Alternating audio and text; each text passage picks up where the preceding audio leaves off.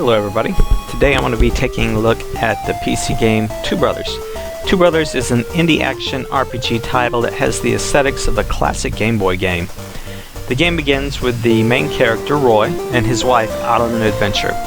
The first noticeable thing about the game is that it really does look just like a classic Game Boy game. The color palette is a drab selection of greenish, gray, and olive colors, and if you've ever played an original Game Boy game, yeah, it looks just exactly like that. Misfortune befalls the young couple, and both Roy and his wife are killed instantly. You don't have any control of the game up to this point. This is obviously just setting up for the initial plot. Roy wakes up in the afterlife and is frantic to find his wife. And the afterlife looks nothing like it did when Roy was alive. It's colorful, it's got green and red, and it's really pretty. And it would not be as pretty if you had not just seen the greenish gray before. So the game does a really good job of capturing the difference between being alive and being dead, and just the way it looks it looks great. It looks really nice.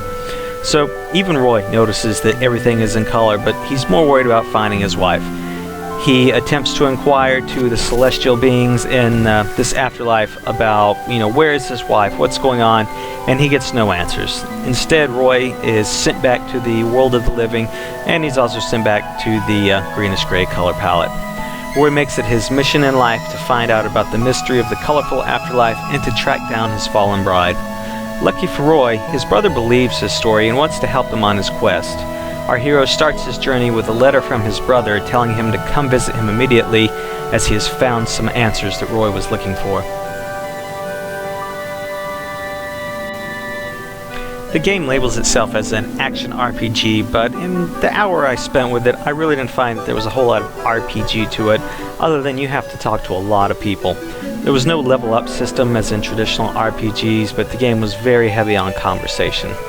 The game will occasionally prompt Roy for a response, and instead of the typical yes-no answer, Roy picks between three different faces to express his answers. You've got a happy face, a sad face, and an angry face. Obviously trying to convey to the game, are you happy about the decisions, make you sad, or are you just angry about it? Now, again, with a disclaimer, I only played this game for about an hour and a half.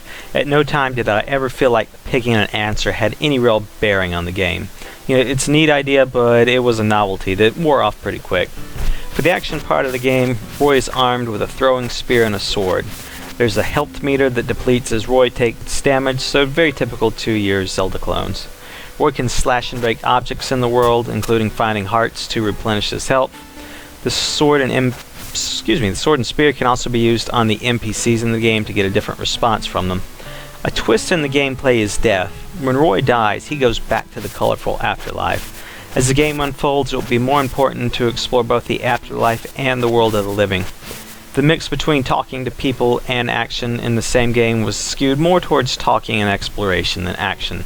The time I spent with the game was about 75% walking and talking versus 25% action. Depending on what qualities you're looking for in a game, that could be good or bad. The controls are fairly simple. The direction keys are used to move around, start to pause, while Z and X are your primary buttons.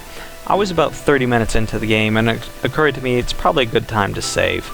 I hit the pause button thinking that there might be a save option from there, because that's pretty typical of your older NES and Game Boy games. But it didn't bring up anything. So the next obvious key to hit was escape, and as soon as I hit escape, the game shut down. There was no, are you sure you want to quit, or anything like that. The game was just gone. I was really upset because I thought that my 30 minutes of gameplay would have to be repeated, and I wasn't really looking forward to 30 minutes of conversation that I had already seen.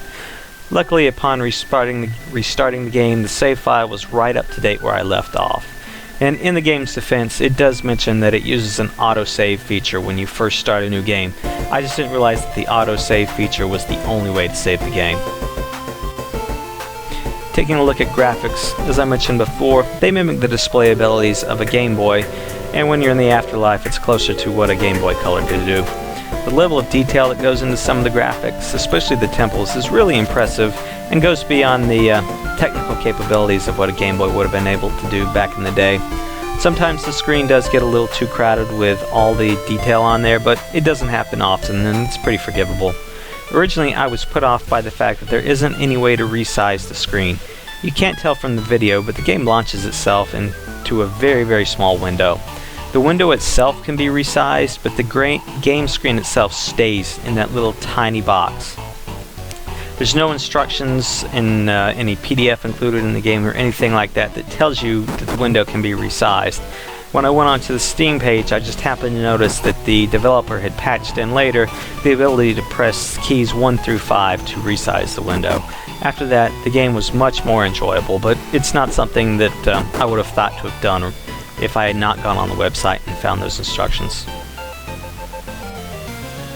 The music in the game is pleasant and seems really well suited for this type of game. I'll leave the theme music playing at the end of the video. It's vaguely reminiscent of the early Final Fantasy games on the Nintendo and Game Boy. The tunes are actually nice enough that I'd even put them on my iPod for the occasional listen. Currently, Two Brothers is available on Steam for less than $5, and I've seen it in sale for bundles for even less than that. Had this game been released on the original Game Boy back in the early 90s, I guarantee you it would have been a cult hit, even though some of the graphics would have to have been pared down a little bit to work on the older systems. So if you're yearning for a retro-style RPG and light action game, then check out Two Brothers.